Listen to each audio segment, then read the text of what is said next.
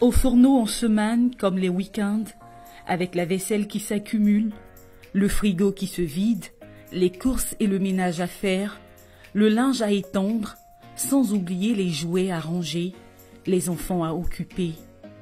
Les femmes prennent en charge la quasi-totalité de la gestion familiale. Beaucoup sont épuisées et très peu se plaignent. Une division du travail domestique toujours aussi inégalitaire au sein des couples, malgré le temps.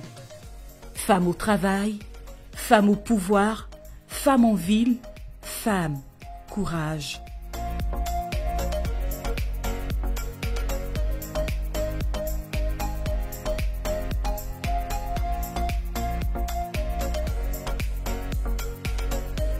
Les choses avancent, tout doucement malheureusement.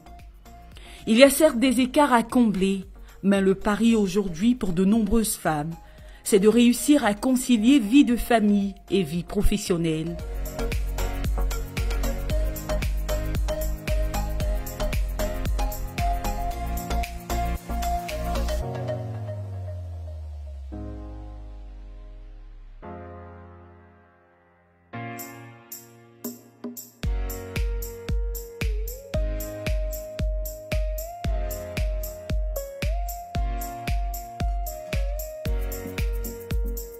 Voici Jocelyne, elle est entrepreneure. Nous la retrouvons à Cocody Riviera. La jeune dame prend soin de la maisonnée avant de rejoindre son atelier. Et chaque matin, je me réveille avant 6 heures. Je prends soin des enfants, je les prépare pour aller à l'école. Et lorsqu'ils partent, je m'occupe maintenant de la maison. Je donne les consignes à ma fille, à ma nounou. Et je regarde ce que je dois faire, je regarde mon emploi du temps, qu'est-ce que je dois faire et je vais au bureau. Jocelyne est d'abord épouse avant d'être créatrice de mode et elle a d'ailleurs su trouver l'équilibre entre ses priorités. Si, je t'envoie. Je t'envoie ça tout à l'heure. Ok, à tout à l'heure, je t'envoie ça en même temps. Ça va, quelqu'un est passé? Pas encore, d'accord, ça marche. Merci, à tout à l'heure. Une maman pleinement dévouée pour le bien-être de sa famille. Allez, moi je suis au balcon. Allez, moi je suis au balcon. Il est temps pour la jeune dame de reprendre son manteau de chef d'entreprise. Direction, son atelier de mode à présent.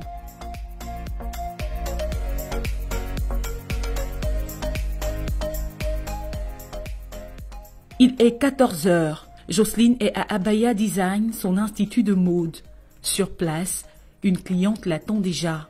Ici, le personnel est mixte et les hommes, pour leur part, sont ravis d'avoir une femme comme patronne. Bon, globalement, elle est magnifique. Je peux m'exprimer ainsi, elle est magnifique. Puisque depuis que je suis là, on évolue avec la même vision, donc il n'y a pas de problème. Ça va.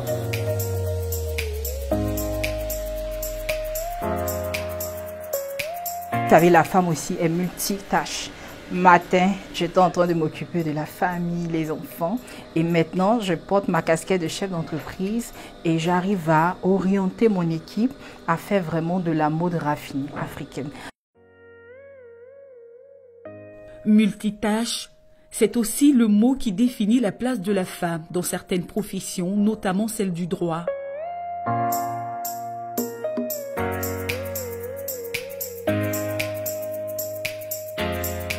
C'est le cas de Maître Zébéiou. Elle est avocate. Nous l'avons rencontrée à son cabinet aux 2 plateaux mobiles. Maître Monique Zébéiou raconte la petite histoire derrière son choix de carrière. J'ai ma grande sœur qui est magistrat et déjà en terminale, j'avais commencé à me déterminer. Voilà, ma sœur est magistrat et je trouvais ça vraiment passionnant. Je trouvais que c'était une profession noble. Vraiment, je voulais être comme elle parce qu'il y a des gens qui connaissent pas le droit, voilà, qui vivent des situations, mais ils ne savent pas que la loi leur permet, par exemple, de passer par tel ou tel procédé ou de rencontrer peut-être des avocats pour pouvoir, comment on appelle ça, soigner leurs intérêts.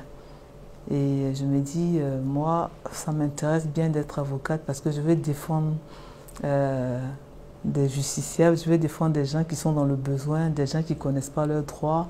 Je vais défendre également la veuve et l'orphelin.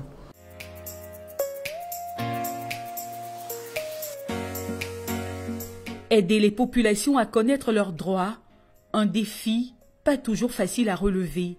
Des difficultés qu'on rencontre également dans notre métier avec les clients, c'est le manque de confiance. Parce que des fois, il y a des clients qui n'ont pas confiance en l'avocat. Or, un client doit avoir entièrement confiance à son avocat. Il doit pouvoir se confier entièrement à lui. Et ce ne sont pas les anecdotes qui manquent à ce sujet. Moi, j'ai eu un cas comme ça où le monsieur, il était au violon. Il était même à la maca. C'était un dossier qui passait en flagrant délit. Que tu allé le voir au violon, on a échangé. Je lui ai posé des questions, tout et tout, machin. Je lui ai dit, dites-moi la vérité pour que je puisse préparer ma plaidoirie. Bon, il m'a donné sa vérité. Mais il ne m'a pas dit la vérité. La réalité du dossier, il ne me l'a pas donné. Et on arrive à la barre, le juge commence l'audition à la barre. On lui pose des questions, on lui pose plein de questions et du coup, il finit par dire ce qu'il a fait réellement. Et moi, j'étais très embêtée parce que là, j'avais préparé ma plaidoirie en fonction des informations qu'il m'avait données, que je croyais vraies.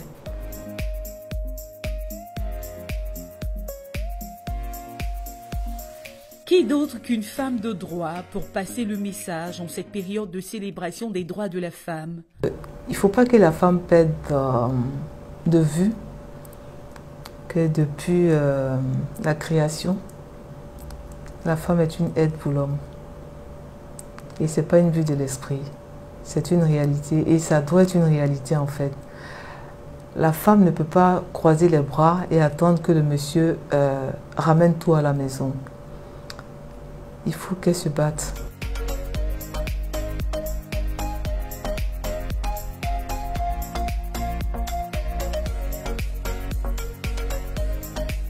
La Journée internationale de la femme est l'occasion de célébrer toutes les femmes et reconnaître davantage leurs droits dans ce monde, même celles qui évoluent dans un domaine un peu particulier.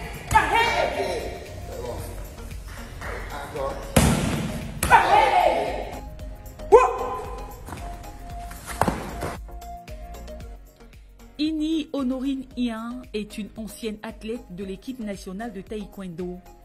Elle est ceinture noire 4e dan. Ce sport, elle le pratique depuis 20 ans maintenant. Une passion qui lui a permis de dépasser ses limites. Le regard des pratiquants du taekwondo est différent de ceux qui ne le pratiquent pas. Je me rappelle que chaque fois qu'on s'entraînait, et que c'était dur, les hommes disaient « Oh, il n'y a pas de femmes ici, tout le monde est pareil.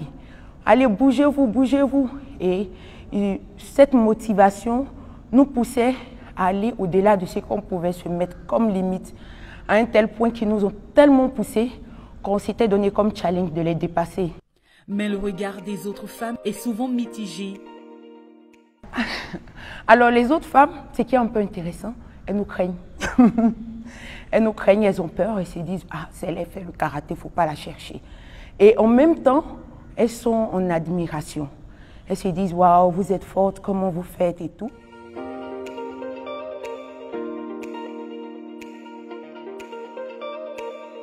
Comment ne pas craindre une ceinture noire 4e dan de taekwondo? Attention à ne pas s'approcher de trop près, car Honorine s'est imposé le respect quand on s'attaque à elle. Je ne me suis jamais réellement bagarrée dans la rue depuis que je pratique les arts martiaux. J'ai seulement eu à me défendre une fois face à l'agression d'un homme, un chauffeur de taxi qui a voulu m'agresser. Et comme on le dit, on acquiert un certain potentiel sans le savoir. Je me suis défendue par pur réflexe et j'ai échappé vraiment à cette agression que je dirais misogyne parce qu'il m'a cru plus faible dans le groupe parce que j'étais la seule femme. Donc il s'est attaqué à moi et je me suis défendue. À son péril, je lui ai dit.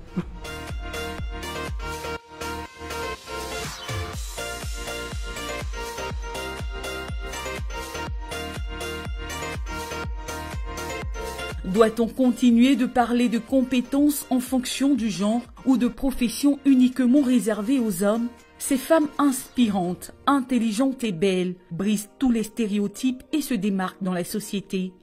Il est donc temps de faire de l'égalité des chances une réalité afin d'accélérer le développement de la Côte d'Ivoire.